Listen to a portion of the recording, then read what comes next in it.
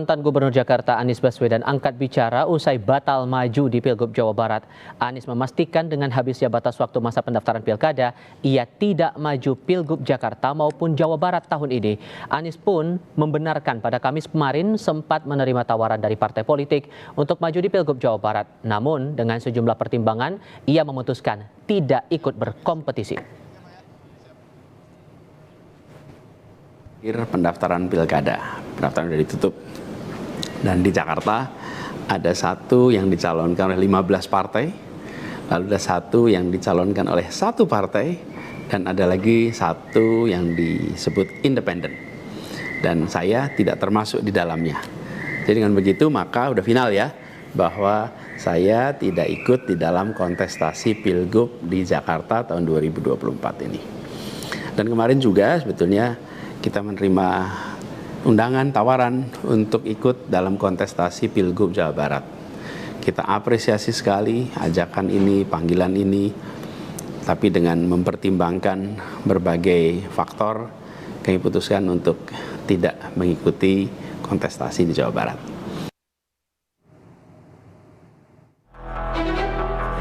Langkah mantan Gubernur Jakarta Anies Baswedan maju di Pilkada serentak 2024 terhenti.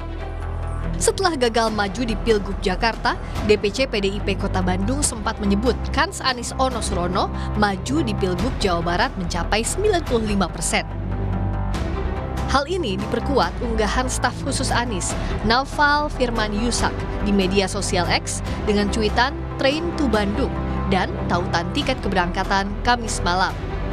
Namun, sekitar pukul 21.30 waktu Indonesia Barat kemarin, juru bicara Anies Baswedan mengatakan Anies tak maju di Pilkada Jawa Barat.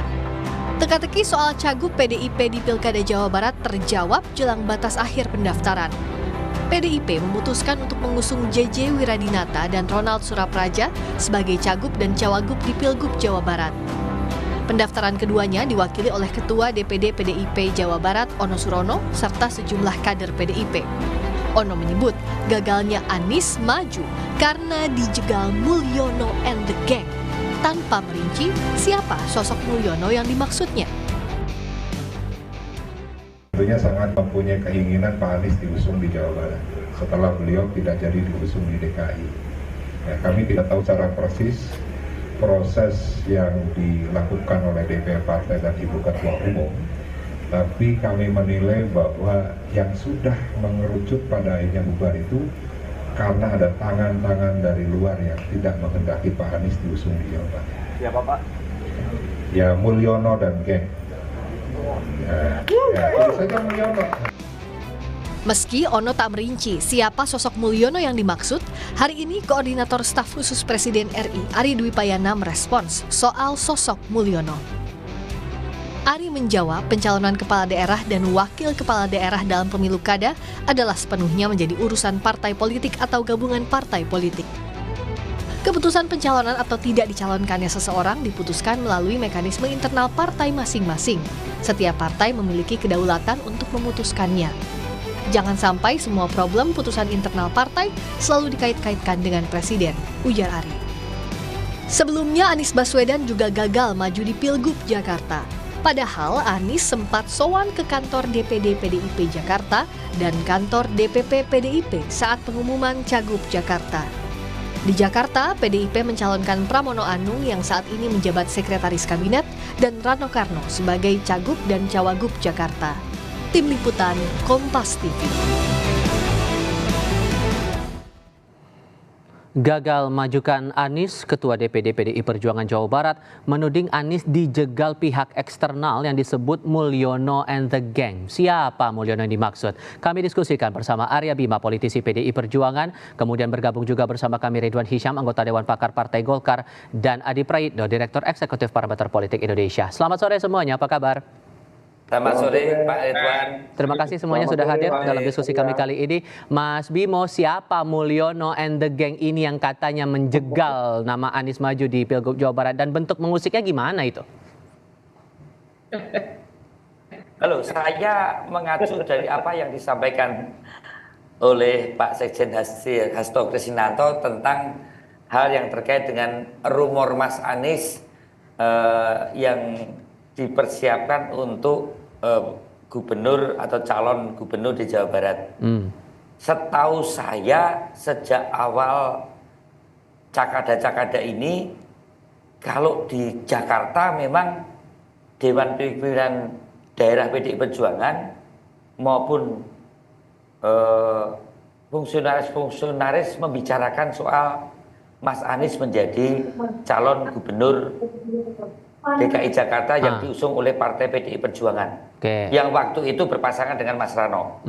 Terus terang saja kalau di Jawa Barat yang hari Kamis kemarin itu diwacanakan sejak pagi baik DPD maupun DPP adalah Mas Sandiaga. Nah, justru pada saat Mas Ono muncul mengenai ada hal yang menghambat tentang pencalonan Mas Anies di Jawa Barat, itu wilayah mungkin masih di wilayah Dewan Pimpinan Daerah. Tadi saya konfirmasi betul, mengklarifikasi informasi ini ke Pak Sekjen.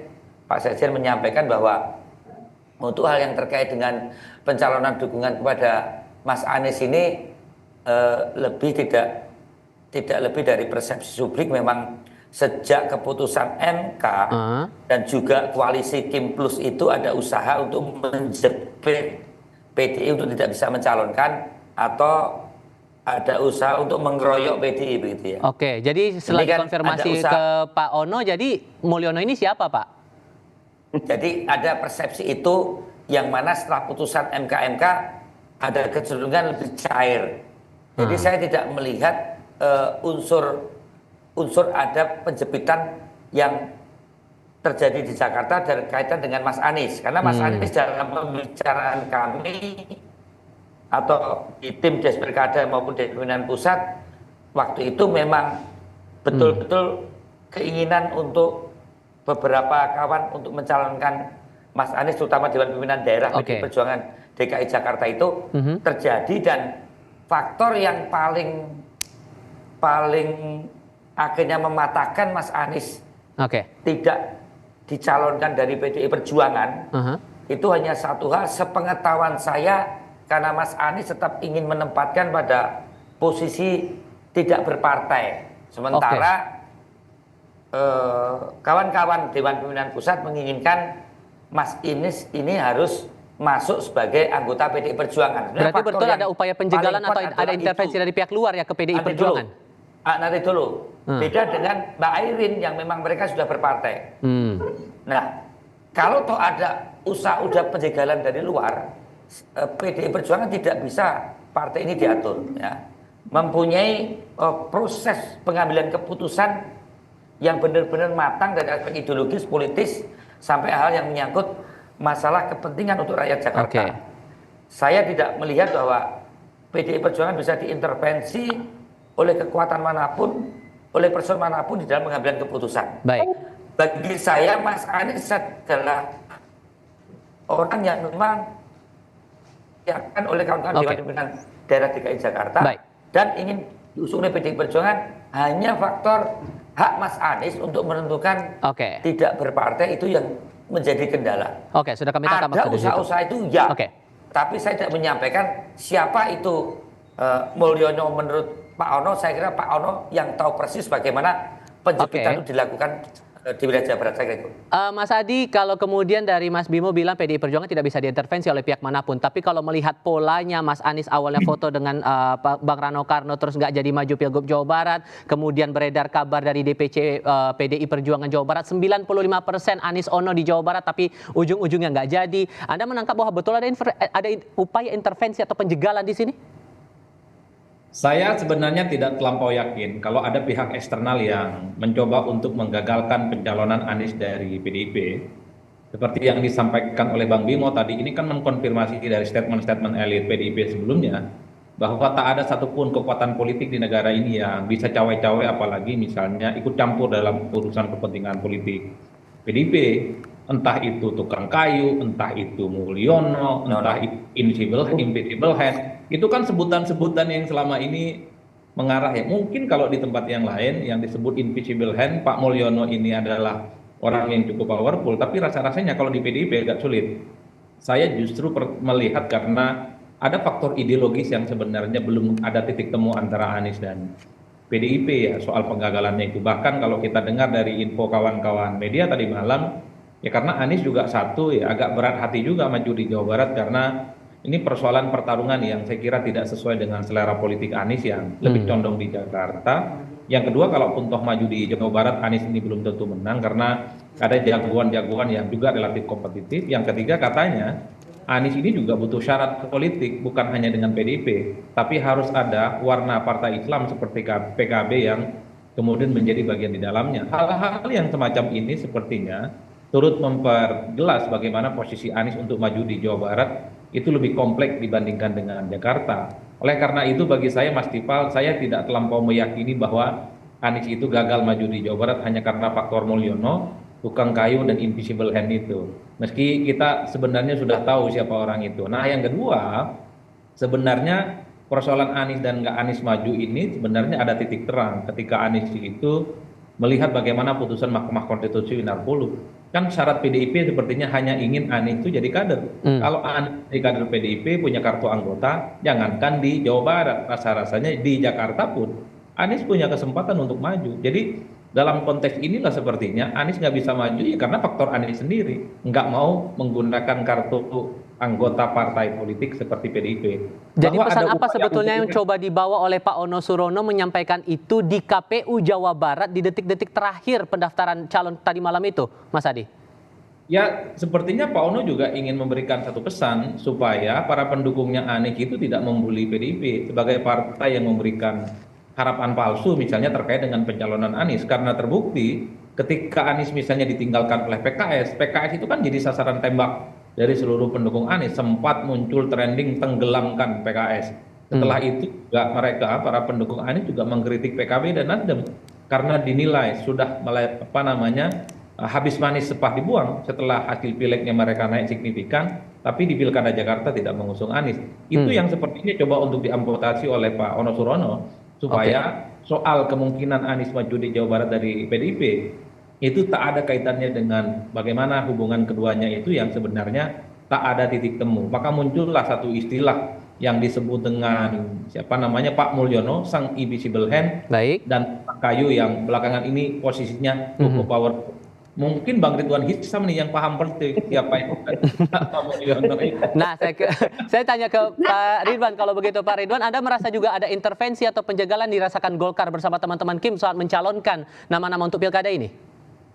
Enggak lah, Golkar kan sudah ya sama beda-beda tipis dengan PDIP, ya cuman berbeda kalau Munas berbeda kita. Saya aja mau maju belum sudah daftar, belum dibuka sudah dipotong, ya itu sudahlah kita anggap sudah satu hal ciri yang terjadi di Golkar. Tapi saya begini ya, masalah Mulyono, kita coba lihat dulu Mulyono itu nama seorang laki-laki. Ya orang Jawa itu ada no, ada to, ada go, ada ro, kayak gitu-gitulah. Nah Bung Karno, Soekarno. Terus Nono, ketua PDIP mana itu? Jawa Barat, no. Mulyo itu orang yang mulia. Jadi Soekarno itu adalah orang laki-laki yang murna, itu namanya Soekarno. Nah, jadi Mulyono itu orang laki-laki yang mulia. Nah, jadi itu kata dari Mulyono. Begitu saya dengar kata Mulyono, saya cari itu. Apa sih Mulyono ini? Poinnya apa kalau begitu menurut Anda? Ya, orang yang dikatakan oleh Pak Nono itu ya berarti orang yang mulia kan, yang menjegal kan. Nah, orang yang mulia kita Pak Aryo Bimo ini orang mulia juga. Coba kalau di DPR yang terhormat, Bapak anggota DPR yang mulia, ya anggota DPR yang mulia, Presiden juga yang mulia, duta besar yang mulia. Jadi banyak sekali. Jadi kita tidak usah nyari-nyari lah. Kita kan mengetahui masalah ini. Tapi gini ya, saya ini punya pengalaman Mas di PDIP. Jadi Mas Arya Bima, saya itu kan calon wakil gubernurnya PDIP tahun 2008. Saya itu dilakukan tes and proper test loh di di Lenteng Agung dulu. Langsung dipimpin oleh Ibu Mega di hadapan 17 orang pengurus harian di PDIP. Waktu itu saya bersama Pak Cip. Baik.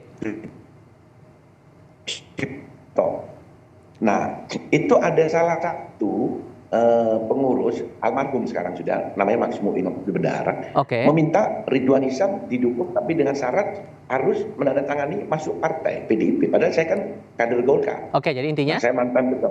Nah, itu ditolak oleh Bu Mega. Bu Mega bilang gini, saya tidak setuju kalau Ridwan harus masuk PDIP karena Ridwan ini ketua Kosguru. Kosguru itu gotong royong sama dengan kita. Jadi saya tidak yakin juga kalau itu menjadi persyaratan di PDIP. Kalau Mama ada yang minta itu saya yakin bukan dari Bu Mega karena saya tahu persis bagaimana Bu Mega itu rasa nasionalismenya sangat tinggi dan kita semua harus belajar dengan Bu Mega masalah itu. Jadi saya tidak yakin bahwa Mas Anies ini tidak jadi masuk itu karena dia tidak mau menjadi anggota PDIP. Nah, itu saya kira. Apa yang menjadi kekhawatiran PDIP kalau begitu? Karena ini pendaftaran sudah terjadi, sekarang proses pilkada masih tetap berjalan. Apakah ada kekhawatiran bahwa intervensi atau upaya penjegalan dalam proses pilkada ini akan dialami juga oleh PDI Perjuangan sampai masa pencoblosan? Tapi jawabnya nanti ya Mas Bimo, kita lanjutkan diskusi usai jeda berikut ini.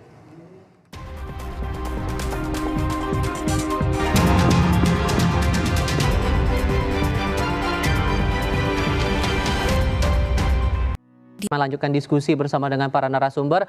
Mas Bimo, saya ke Anda kembali kalau begitu dengan nama JJ Ronald untuk Jawa Barat, kemudian Pak Pramono Rano Karno untuk maju di Pilgub DKI Jakarta. Ada suara yang muncul di media sosial nih Mas Bimo yang menyebut bahwa ini tampaknya pasangan yang mendadak tiba-tiba dipasangkan begitu karena ya Mas Anies tidak bisa dicalonkan untuk Pilkada Jakarta dan Jawa Barat. Apakah betul karena ada upaya menjegal itu akhirnya PDI mengambil momen-momen injury time untuk mencari tokoh manapun begitu untuk maju di Pilgub itu? Ya, menjegal, negosiasi, kompromi, kemudian menjegal lagi. Kata jegal itu kata siasat, tapi bagaimana yang dijegal dan yang menjegal itu juga saling mampu membangun kecerdasan untuk menavigasikan partai dalam pilkada ini adalah sesuatu dinamika dan seni yang menarik. Tapi memang saya melihat bahwa usaha penjegalan terhadap PDI Perjuangan yang baru hanya 140 kabupaten kota yang bisa diusung di atas 20% dengan keputusan MK kemarin yang dinegasikan dengan keputusan MA yang mau diparipurnakan di DPR itu adalah serius, ya, serius. Ya, supaya kita nggak bisa mencalonkan lagi di luar yang 140 dan akan dijepret dengan Kim Plus itu ada. Tetapi sekali lagi setelah keputusan MK yang dijadikan sebagai suatu acuan dasar di dalam pelaksanaan pengusungan calon Jakada, kita terjadi cross cutting, affiliation dan loyalty partai untuk mengusung berbagai calon-calon di daerah. Dan sekarang sangat menarik sekali, hampir semua partai politik bekerja sama dengan PDI Perjuangan. Kami bekerja dengan partai Golkar, kita bekerja dengan partai Gerindra, kita bekerja sama dengan partai PKS, Nasdem, P3, kemudian PAN. Ya, hampir semua partai politik di 545 kabupaten kota dan 38 provinsi ini dengan keputusan MK, betul-betul hajatan rakyat, hajatan publik ini menjadi kelihatan. Tidak hanya hajatan elit antara PDI Perjuangan atau berhadapan dengan Kim Plus, ya. Ini sesuatu yang kita syukuri, maka tidak ada sekarang antagonisme yang begitu tajam antar partai politik karena di Jawa saja, di Jawa Barat PDI Perjuangan banyak bekerja sama dengan Golkar, dengan PKS, dengan Nasdem, dengan Golkar, dengan Gerindra. Jadi saya melihat penjegalan ini menjadi sesuatu yang tidak berbunyi di 545 kabupaten kota, ya. Tapi adakah kekhawatiran bahwa akan ada upaya intervensi pihak luar ke PDI Perjuangan selama rangkaian pilkada sampai pencoblosan nanti, Mas Bimo? Di Jawa Barat penjaringan, Mas Pram dan Mas Rano merupakan kader-kader yang ikut dijaring untuk dipersiapkan. Ibu Mega mempunyai langkah-langkah sampul yang tidak semuanya dibuka dengan opsi A, opsi B, opsi C, ya. Tapi saya yakin bahwa Ibu sangat tahu persis apa kebutuhan rakyat DKI maupun Jawa Barat untuk memunculkan figur sosok-sosok yang paling pas. Bahwa kemudian misalnya Mas Sandi karena faktor administratif tidak bisa diusung, itu hanya hal-hal yang terkait dengan persoalan Mas Sandi dengan PDI Perjuangan. faktor-faktor penjegalan kok nampak-nampaknya silakan-silakan saja kalau mau menjegal ya, apalagi dengan sebutan-sebutan Pak Mulyono dan sebagainya. Tapi dunia semakin transparan dan kesadaran partai yang semakin jelas pada saat kita akhirnya mengusung Mbak Irin. Mbak Irin tidak di PDI kan karena beliau adalah Golkar. Persoalan Mas Anies waktu itu ditawari untuk jadi kader karena Mas Anies ini belum berpartai. Mungkin Mas Anies pengen PDI kan karena Mas Anies juga potensial untuk menjadi kader PDI kan begitu. Tapi karena juga, Mas Bimo, kita hargai beliau menempatkan pada posisi untuk tidak berpartai, ya kita hormati. Yang akhirnya Mas Anies tidak jadi diusung oleh PDI Perjuangan, saya kira itu. Karena di realita di Jawa Barat, Pak Ono Surono ini sudah di berbagai titik di Kota Bandung setidaknya sudah memasang spanduk bahwa ia akan maju sebagai peserta di Pilgub Jawa Barat begitu. Sampai pada akhirnya plot twist kayak tadi malam nama JJ dan juga Ronald Surapraja yang diusung maju. Ada apa di internal PDI Perjuangan membaca itu, Bang? Mas Bimo, sorry. Iya, Mas Ono ini kan pertama juga dengan Pak Ridwan Kamil, namanya juga di politik itu kan pasti ada dinamika konflik, negosiasi, bangun konsensus, kemudian konflik lagi, negosiasi lagi di dalam membangun musyawarah mufakat untuk Pak Ridwan Kamil. Kemudian dengan Kang Deddy, ya kan, juga kita sandingkan dengan calon dari Bima Arya. Selalu dicarikan opsi-opsi untuk mengusung Pak Ono sebagai ketua DPD, sebagai kader kita.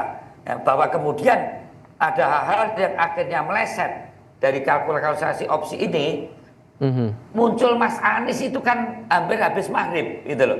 Saya baca juga, tapi saya mengklarifikasi ke Pak Hasto, dia menyampaikan bahwa saya kutip persis, Pak Hasto menyatakan bahwa tidak ada opsi partainya usung Mas Anies Baswedan dalam Pilgub Jawa Barat 2024.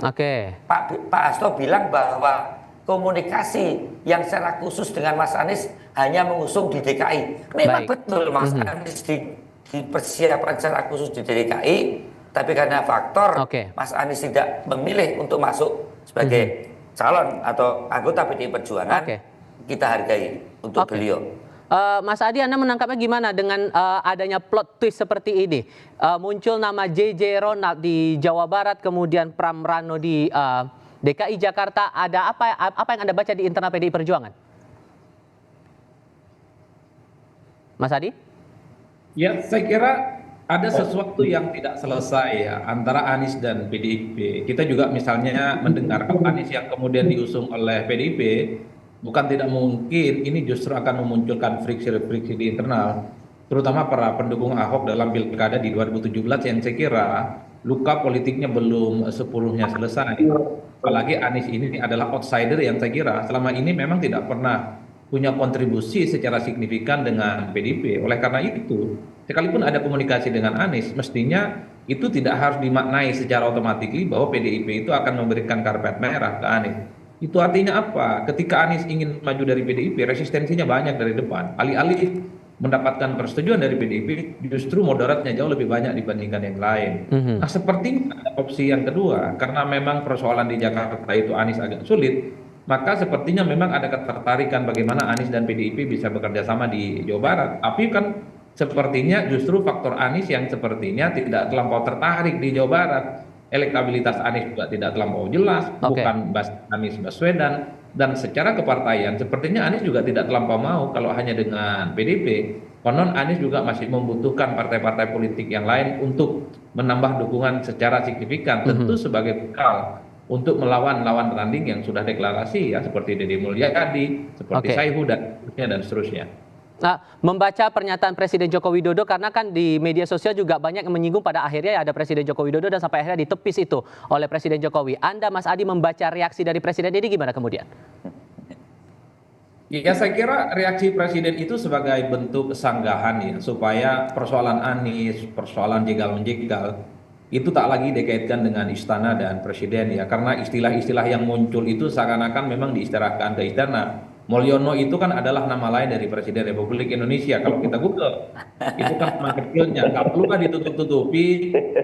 Ada juga yang menyebut si tukang kayu dan seterusnya. Jadi pernyataan Presiden itu sebenarnya supaya tak ada lagi yang menuduh bahwa persoalan Anies bisa maju atau tidak, itu nggak ada kaitannya dengan istana. Karena saya kira begitu banyak partai politik yang pasca putusan MK mestinya juga bisa mengusung kader sendiri. Jangankan ngusung Anies Baswedan, ngusung kader sendiri aja, partai-partai ini nggak punya nyali, Mas.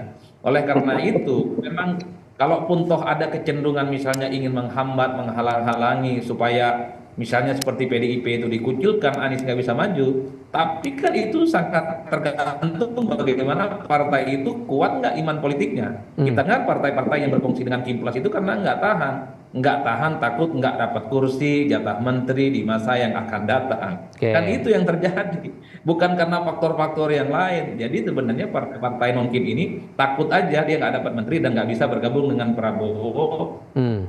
Hanya mengusung sosok yang ini dinilai sebagai antitesa dan oposisi dengan pemerintah.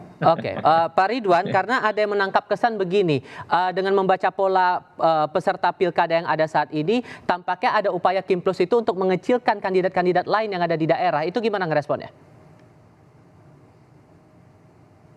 Pak Ridwan? Putus tadi, Mbak. Putus, Mas. Saya ulangi lagi. Ada kesan bahwa, saya ulangi, izin Pak.